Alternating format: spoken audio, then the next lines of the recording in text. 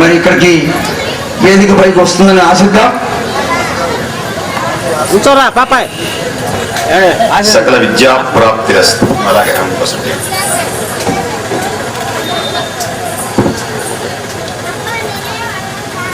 తందనా ఆహి పురే ఆహి అనేటువంటివి ఏంటంటే ఆనందాన్ని వ్యక్తీకరించేటువంటి పదాలు. ఈ లోకాన్ని చూచినటువంటి అన్నమయ్య అద్భుతమైనటువంటి కీర్తన అమ్మాయి పాడింది.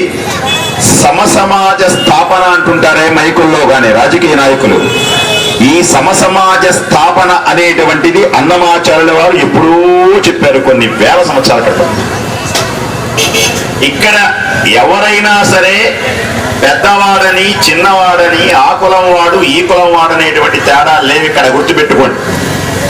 ఏదో ఒక కులం వాడు గొప్పవాడు, ఒక కులం వాడు తక్కువవాడు అనేటువంటి భావన మానవుల్లో నుంచి తొలగించుకోండి. ఎవరైనా పోట్లాడుకుంటుంటే వాళ్ళని చూసి తందనా నా ఆత్మా, ఆ శ్రీహరిని నమ్ముకొని అందరూ సుఖ సంతోషములతో తేలియాడి పరబ్రహ్మలో ఆనందాన్ని పొందండి అని కోరారు.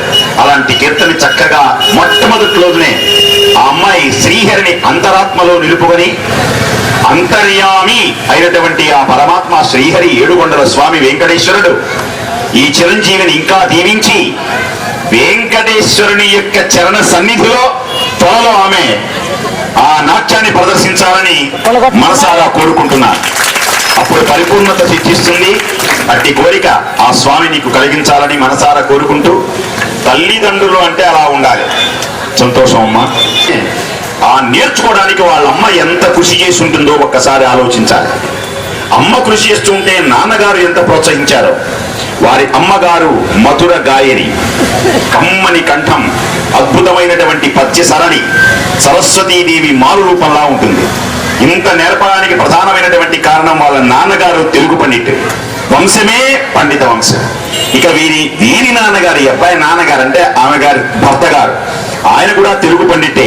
నేనంటే మంచి అభిమానం. సంఘంలో నీతి స్ఫోరకమైనటువంటి విశేషములన్నీ తెలియజేసి ఎందరో వేల విద్యార్థులు తీర్చిదిద్దుతూ ధర్మ నిర్మాణ చిరులై ప్రవర్తించేటువంటి వారి తనయ ఇంకా అభివృద్ధి చెందాలని మనసారా కోరుకుంటూ ఈ అవకాశాన్ని నాకు కలిగించినందుకు స్వామికి నమస్కారం, అమ్మవారికి నమస్కారం తెలియజేస్తూ స్వస్తి.